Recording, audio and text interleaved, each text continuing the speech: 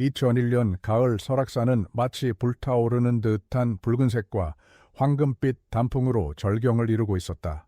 하지만 그 찬란한 아름다움 속에는 설명할 수 없는 서늘한 공기가 감돌았고 산 전체를 뒤덮은 고요함은 어딘가 모르게 불길했다.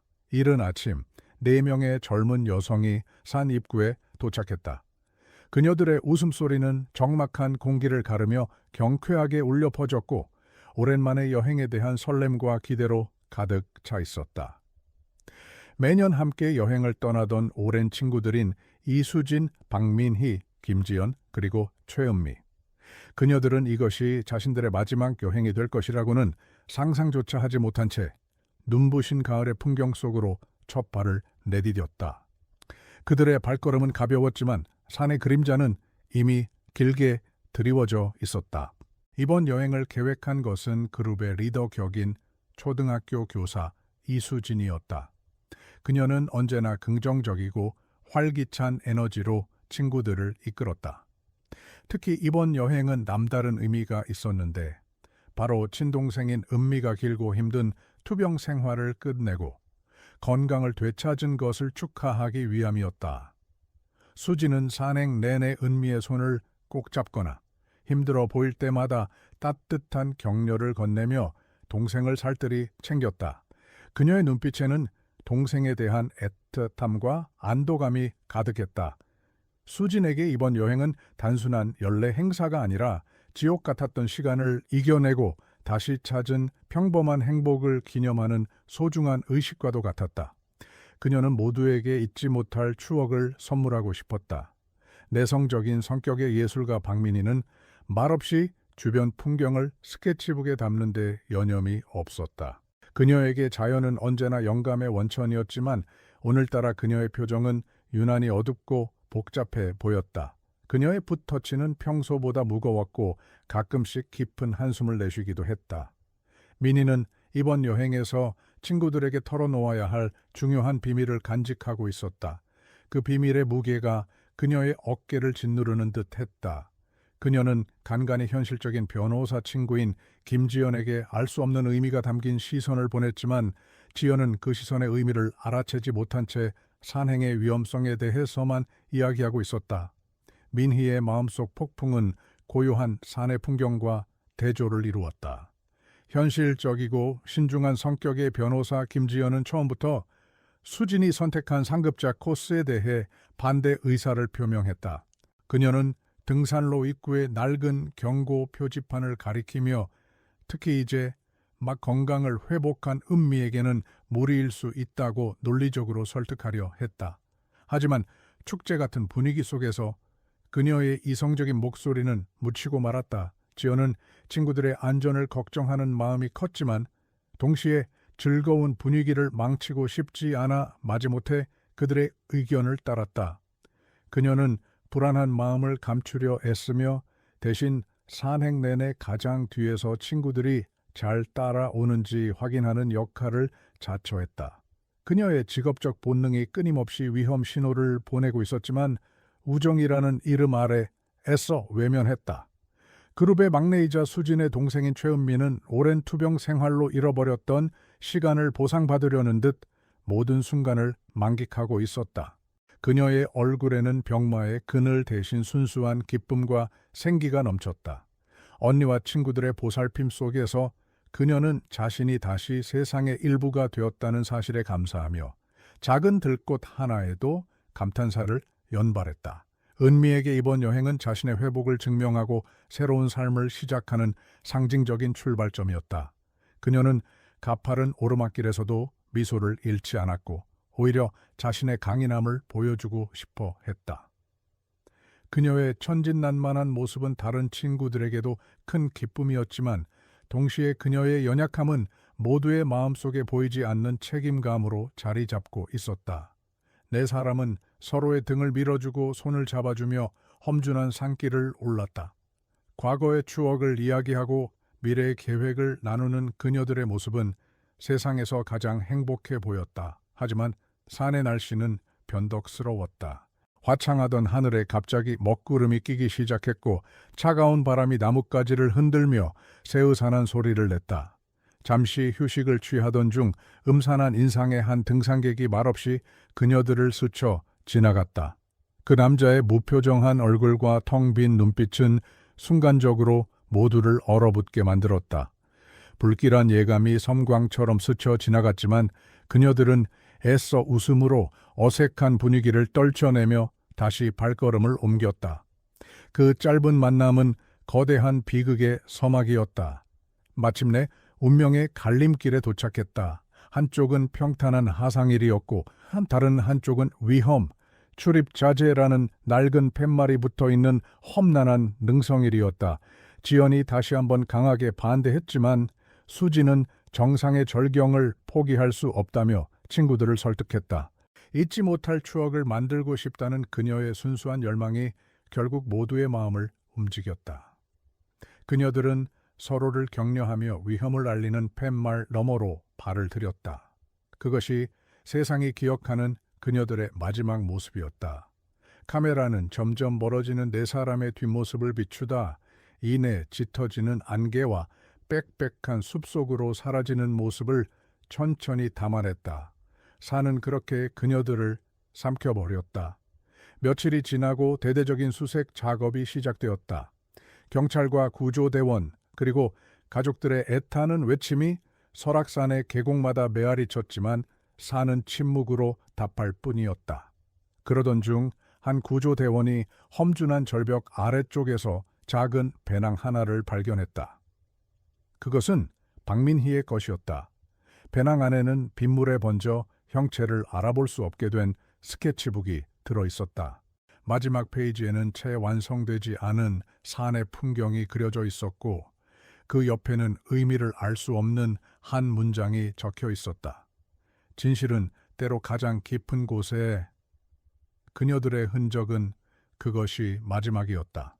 4명의 여성은 마치 처음부터 존재하지 않았던 것처럼 산의 고요함 속으로 증발해버렸다.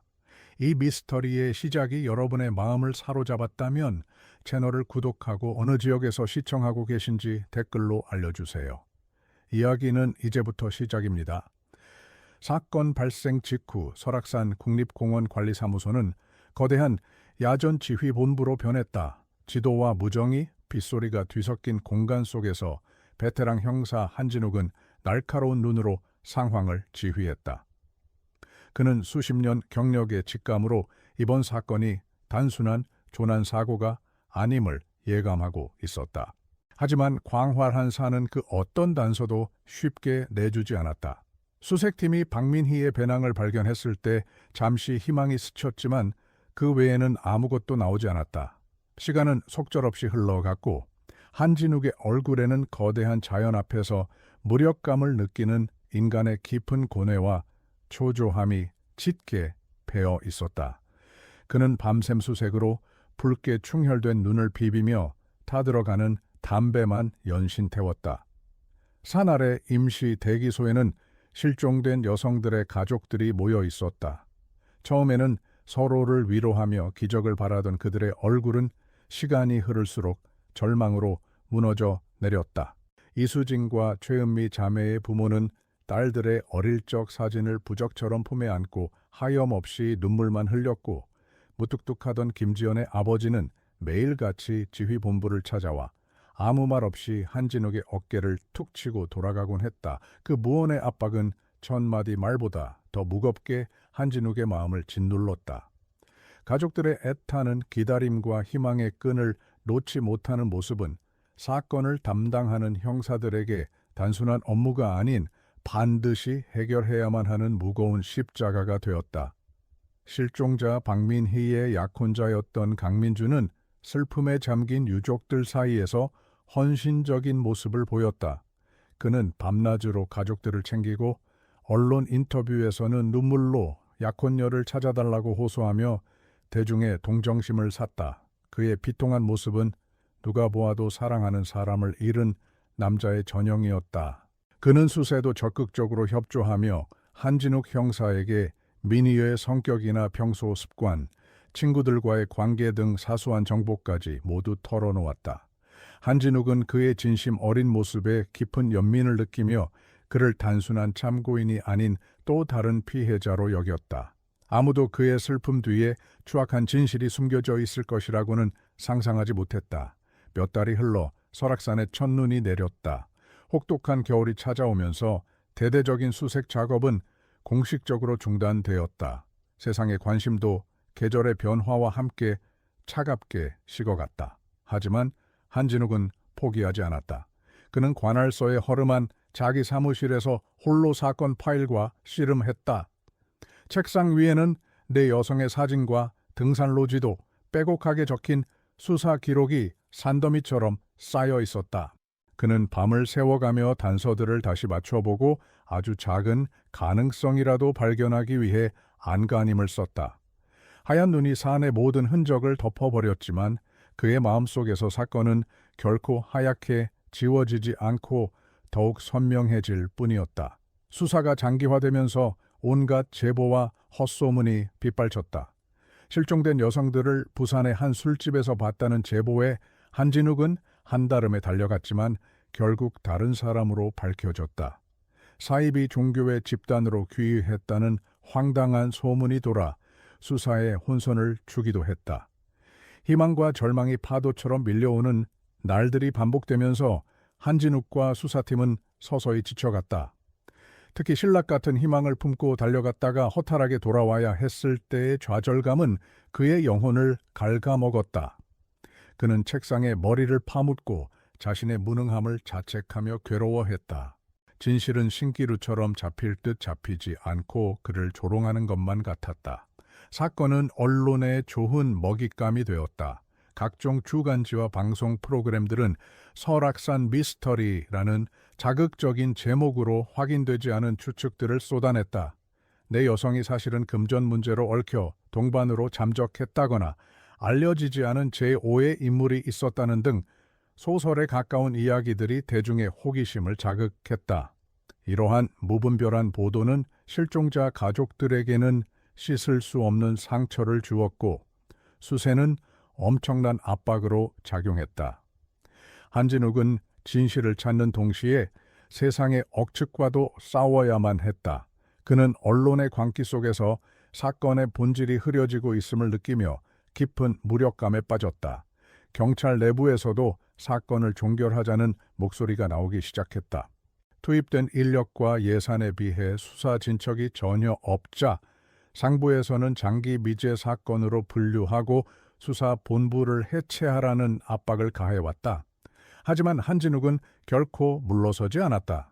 그는 회의 석상에서 책상을 내리치며 사람이 넷이나 사라졌는데 어떻게 여기서 멈춥니까? 라고 소리치며 격렬하게 반대했다. 그의 눈에는 이 사건에 대한 병적인 집착과 책임감이 불타고 있었다. 동료들은 그의 고집을 이해하면서도 이미 해결 가능성이 없는 사건에 인생을 거는 그를 안타까운 시선으로 바라보기 시작했다. 사건 발생 일주기, 설악산 입구에서 가족들이 주최한 작은 추모식이 열렸다. 한진욱은 차마 그들 앞에 나설 용기가 없어 멀리서 나무 뒤에 숨어 그 모습을 지켜봤다. 하얗게 센 머리카락과 깊게 팬 주름, 텅 빈 눈으로 허공을 응시하는 가족들의 모습을 보며 그는 가슴이 미어지는 듯한 죄책감을 느꼈다. 그들의 원망 섞인 침묵이 비수처럼 날아와 그의 심장에 박히는 것 같았다. 그 자리에는 강민준도 함께했다. 1년 사이 그는 더욱 수척해져 있었고 말없이 헌화하는 그의 모습은 모든 이의 마음을 아프게 했다. 한진욱은 그를 보며 자신의 실패가 얼마나 많은 사람에게 고통을 주었는지 다시 한번 깨달았다. 시간이 흘러 2004년이 되었다. 사건은 공식적으로 영구미제 사건 파일 캐비닛으로 옮겨졌다. 이제 사람들의 기억 속에서 내 여성의 이름은 희미한 전설처럼 잊혀갔다. 도시는 아무 일도 없었다는 듯 빠르게 변해갔지만 한진욱과 가족들의 시간은 2001년 가을의 그날에 멈춰 있었다. 한진욱은 여전히 밤마다 악몽에 시달렸고 술에 의지하지 않고는 잠들 수 없는 날이 많아졌다. 세상의 소음 속에서 오직 그만이 산의 침묵이 외치는 소리를 듣고 있는 듯했다. 그는 잊으려 할수록 더욱 선명해지는 그녀들의 얼굴을 떠올리며 괴로워했다. 사건에 대한 집착은 한진욱의 개인적인 삶을 송두리째 파괴했다. 그는 집에 와서도 사건 파일만 들여다보았고 가족과의 대화는 단절된 지 오래였다. 아내는 제발 이제 그만 그들을 놓아주고 우리 곁으로 돌아오라고 눈물로 호소했지만 그의 귀에는 들리지 않았다. 그의 머릿속은 온통 풀리지 않는 미스터리에 대한 생각으로 가득 차 있었다. 벽 한쪽을 가득 메운 실종자들의 사진과 수사 자료들은 마치 그가 만든 작은 지옥과도 같았다. 그는 가족에게도 자기 자신에게도 서서히 이방인이 되어가고 있었다. 어느 날 한진욱은 수진과 은미의 어머니를 우연히 길에서 마주쳤다. 그녀는 이제 다른 실종자 가족들을 돕는 봉사활동을 하고 있었다. 그녀는 한진욱을 원망하기는커녕 오히려 그의 건강을 걱정하며 따뜻한 손을 잡아주었다. 우리 딸들 아직 포기 안 하셨죠, 형사님? 담담하게 묻는 그녀의 말에 한진욱은 아무 대답도 할 수 없었다. 그녀의 조용한 믿음과 강인함 앞에서 분노와 자책감으로 가득 찬 자신의 모습이 너무나 초라하게 느껴졌다. 그는 차마 그녀의 얼굴을 마주보지 못하고 고개를 떨구었다. 그 따뜻한 위로가 오히려 더 큰 죄책감으로 그의 어깨를 짓눌렀다. 한진욱은 휴가를 내고 홀로 다시 설악산을 찾았다. 가을 단풍은 몇 년 전 그날처럼 여전히 눈부시게 아름다웠다. 그는 네 여성이 사라졌던 그 등산로를 천천히 걸으며 혹시나 자신이 놓친 아주 작은 흔적이라도 발견할 수 있을까 필사적으로 주변을 살폈다. 하지만 산은 그 어떤 비밀도 알려주지 않았다. 거대한 자연의 침묵 앞에서 그는 극심한 무력감과 분노에 휩싸였다.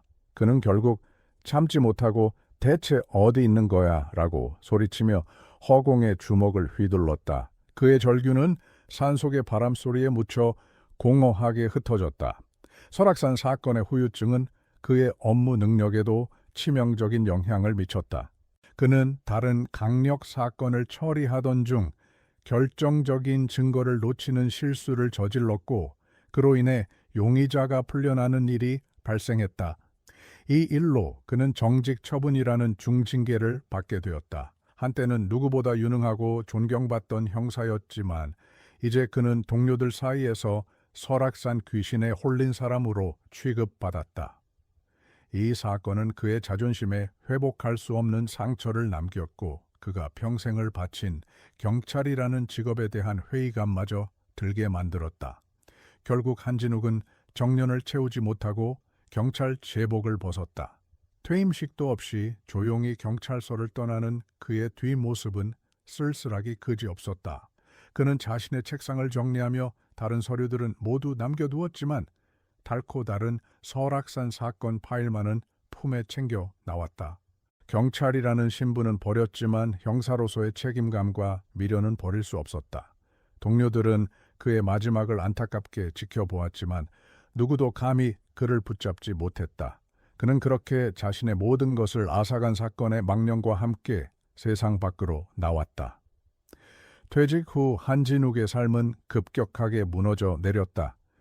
그는 아내와 별거하고 바닷가 작은 마을에서 낚시용품 가게를 열었지만 장사는 거의 되지 않았다. 낮에는 멍하니 바다를 바라보거나 술을 마셨고 밤에는 어김없이 내 여성의 꿈을 꾸며 잠에서 깨어났다. 한때 범죄자들을 벌벌 떨게 했던 날카로운 눈빛은 사라지고 깊은 절망과 패배감에 젖은 한 늙은 남자의 모습만 남아있었다. 그의 가게 한 구석에는 먼지 쌓인 설악산 사건 파일이 여전히 그를 과거에 묶어두고 있었다. 시간이 흘러 2008년 사건 발생 7년째가 되던 해였다. 의욕 넘치는 신참 여형사가 미제 사건 기록실에서 우연히 설악산 사건 파일을 발견했다. 그녀는 선배들로부터 전설처럼 내려오는 한진욱 형사의 이야기에 강한 흥미를 느꼈다. 공식적으로는 종결된 사건이었지만 파일 곳곳에 남겨진 한진욱의 집요한 메모와 의문점들은 그녀의 수사 본능을 자극했다. 그녀는 이 오래된 미스터리 속에 아직 밝혀지지 않은 진실이 숨겨져 있을 것이라고 직감했고 전설의 형사를 직접 찾아가 보기로 마음먹었다.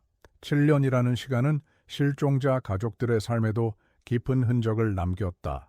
그들의 슬픔은 이제 일상이 되었고 격렬했던 분노는 체념에 가까운 고요한 슬픔으로 변해 있었다. 하지만 그들은 여전히 매년 같은 날 설악산 입구에 모여 딸들의 넋을 기렸다. 세월에 닳아버린 사진 속 얼굴들은 여전히 20대의 모습 그대로였지만 그 사진을 들고 있는 부모들의 얼굴에는 7년의 세월이 고스란히 새겨져 있었다. 이제 그들은 진실을 밝히는 것보다 딸들의 유골이라도 찾아 묻어주고 싶다는 마지막 소망 하나만을 간직하고 있었다. 한편 강민주는 7년 전의 비극을 완전히 잊은 듯 보였다. 그는 성공한 건축가로 이름을 날리며 부와 명예를 모두 거머쥐었고 곧 다른 여성과 재혼할 예정이었다.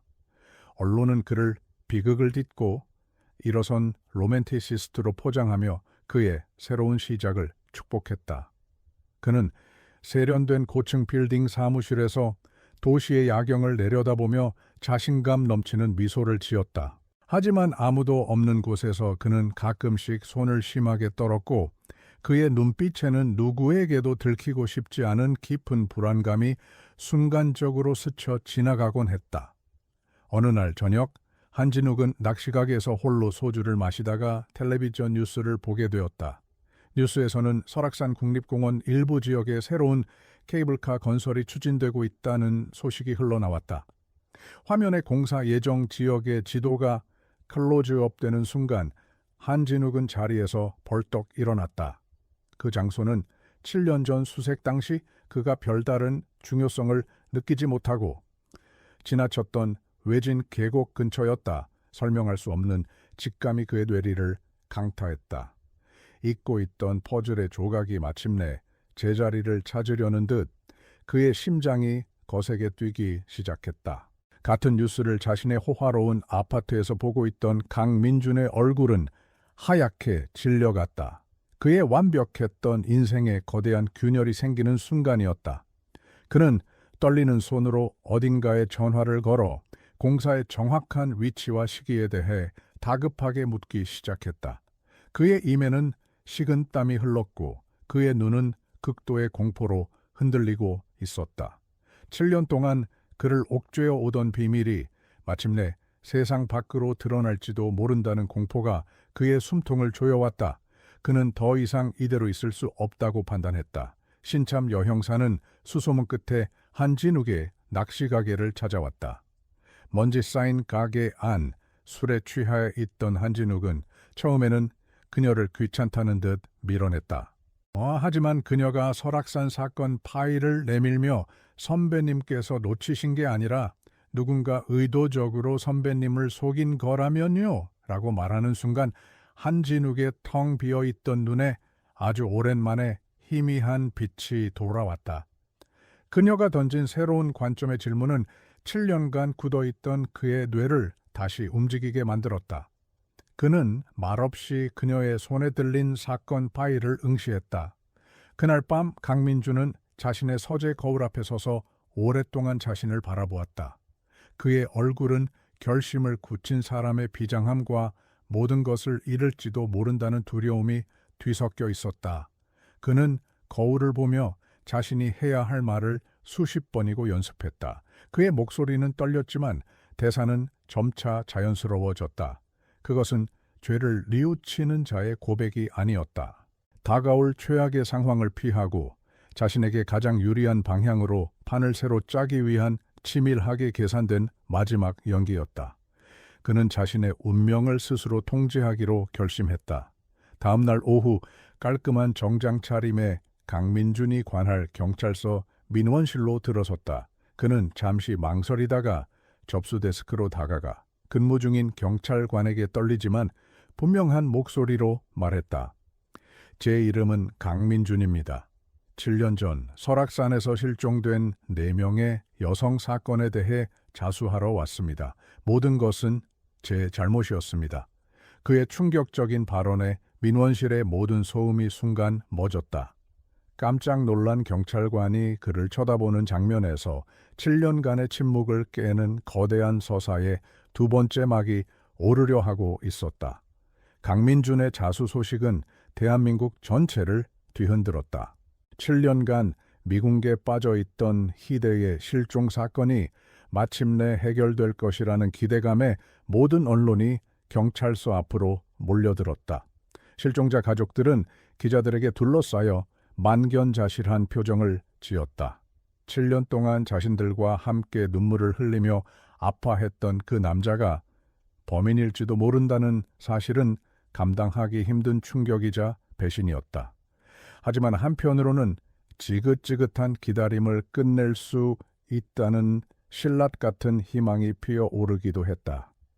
혼란과 분노 그리고 희미한 기대감이 뒤섞인 채 그들은 경찰의 공식 발표만을 숨죽여 기다렸다. 세상의 모든 이목이 이 작은 경찰서로 집중되고 있었다.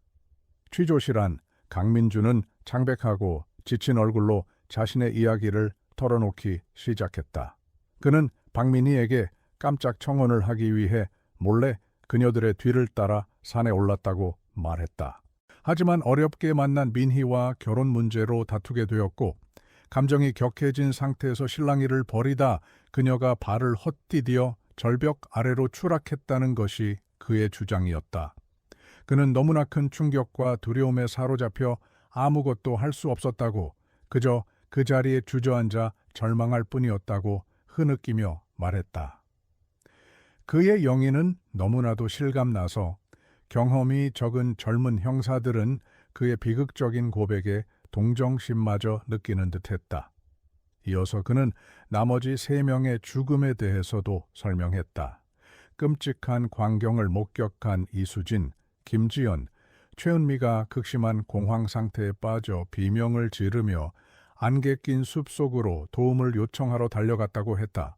자신도 그들을 뒤쫓았지만 갑작스럽게 날씨가 악화되고 짙은 안개 때문에 결국 그들을 놓치고 말았다고 진술했다. 그는 모든 것이 끔찍한 사고가 꼬리를 물고 이어진 비극이었을 뿐 자신에게는 어떠한 살인의 의도도 없었다고 거듭 강조했다. 그의 이야기는 모든 책임을 불운한 사고와 통제불능의 상황으로 돌리며 자신을 비겁했지만 살인자는 아닌 인물로 교묘하게 포장하고 있었다. 사건의 엄청난 파급력에 부담을 느낀 경찰서장은 중요한 결단을 내렸다. 그는 이 사건을 누구보다 깊이 파고들었던 전설적인 인물, 바로 정년퇴직한 한진욱 형사에게 자문을 구하기로 결정했다. 급한 연락을 받은 한진욱은 낡은 트럭을 몰고 경찰서에 도착했다. 수많은 취재진의 플래시 세례를 받으며 경찰서로 들어서는 그의 모습은 더 이상 과거에 패배한 늙은이가 아니었다. 7년간 잠들어 있던 그의 동물적인 형사 감각이 마침내 깨어난 듯 그의 눈빛은 굶주린 늑대처럼 차갑고 예리하게 빛나고 있었다. 그는 오직 7년 동안 기다려온 사냥감을 마주할 생각뿐이었다.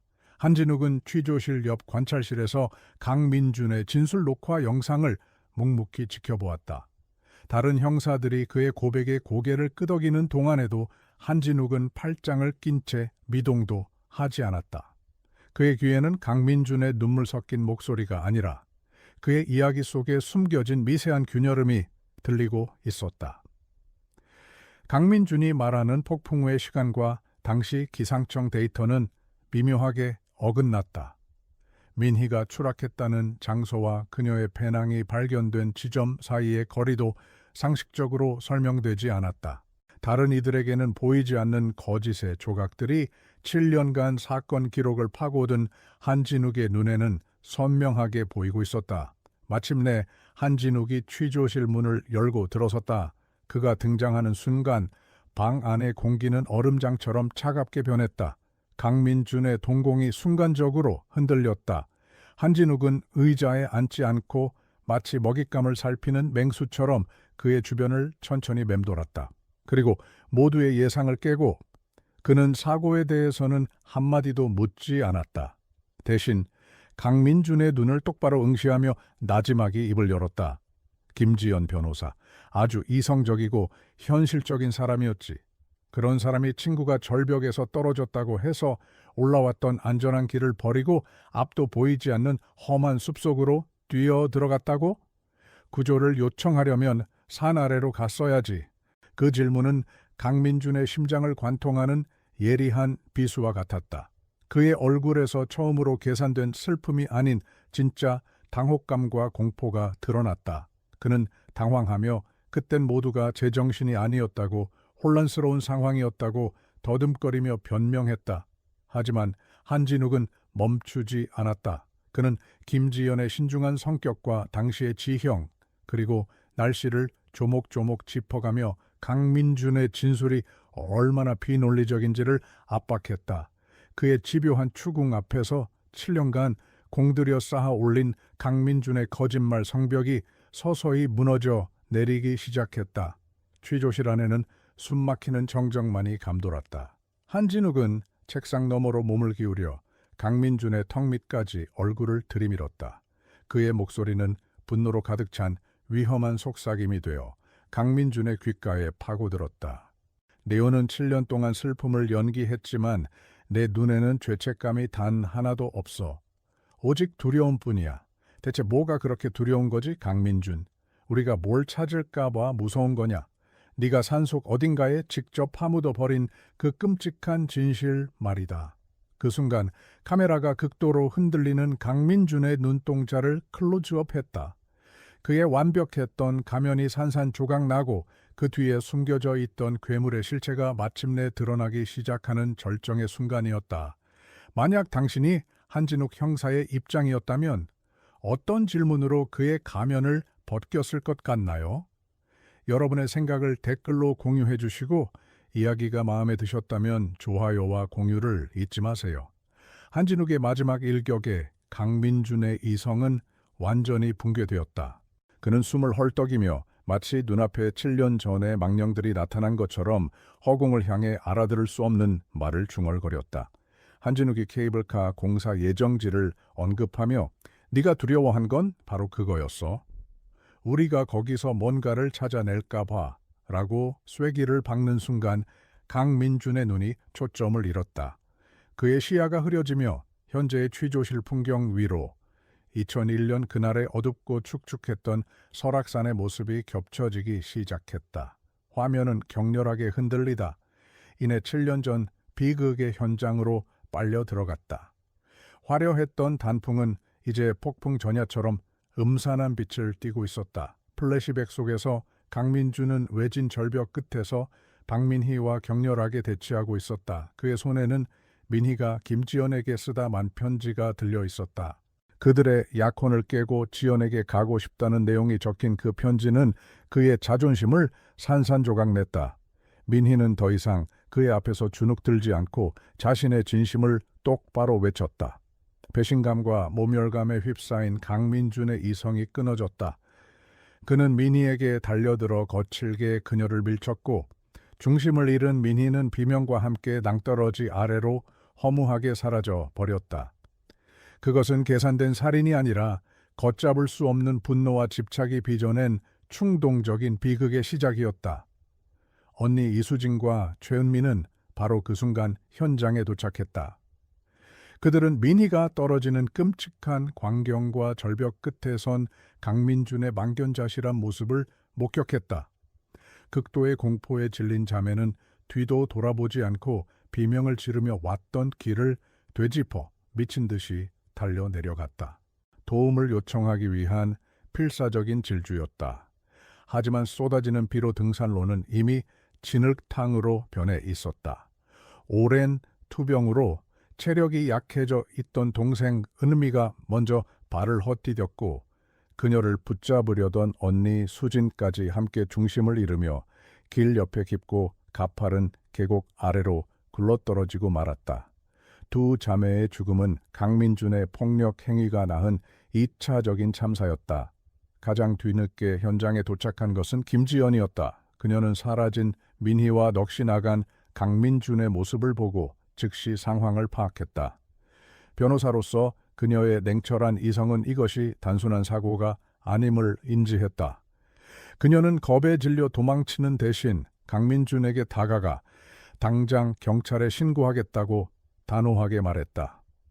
그 순간 강민준의 머릿속에서는 공포가 차가운 사리로 변했다. 이대로 그녀를 보내면 자신의 인생은 끝장이라는 생각이 그의 모든 것을 지배했다. 그는 이성을 잃고 지연에게 달려들었고 필사적으로 저항하는 그녀를 잔인하게 목 졸라 살해했다. 그는 자신의 범죄를 완벽히 은폐하기 위해 괴물이 되었다. 모든 기억의 파편이 현재의 취조실로 돌아왔다. 완전히 무너진 강민주는 짐승처럼 울부짖으며 자신의 모든 죄를 자백했다. 그의 자백을 토대로 한진욱과 젊은 여영사는 즉시 케이블카 공사 현장으로 달려갔다. 굴착기가 막 땅을 파헤치기 시작하려는 순간 경찰의 저지선이 설치되었다. 수세 끝에 그들은 강민준이 말한 바위트 마을에서 7년 동안 잠들어 있던 김지연의 유골을 발견했다. 이로써 길고 길었던 미스터리의 마지막 퍼즐 조각이 맞춰졌다. 텔레비전 화면에는 넋 나간 표정으로 연행되는 강민준의 모습이 반복해서 비쳤다. 7년간 유지해온 슬픈 약혼자의 가면은 벗겨지고 그 자리에는 추악한 살인마의 민남만이 남아있었다. 1년 후 4명의 친구들을 위한 합동 장례식이 열렸다. 마침내 유해를 찾은 가족들은 오열하며 딸들의 마지막 길을 배웅했다. 한진욱은 이번에도 멀리서 그 모습을 지켜보았다. 하지만 이제 그의 얼굴에는 죄책감이 아닌 깊고 무거운 슬픔과 인간에 대한 연민이 서려 있었다. 그는 진실을 밝혔고 범인을 심판대에 세웠지만 그 무엇도 7년의 세월과 희생된 젊음을 되돌릴 수는 없었다. 그는 조용히 몸을 돌려 다시는 돌아오지 않을 것처럼 산을 떠났다. 카메라는 그의 지친 뒷모습과 함께 인간의 비극을 말없이 품고 있는 아름답고 고요한 설악산의 정형을 비추며 진정한 치유는 용서와 망각 속에서만 가능하다는 묵직한 여운을 남긴다.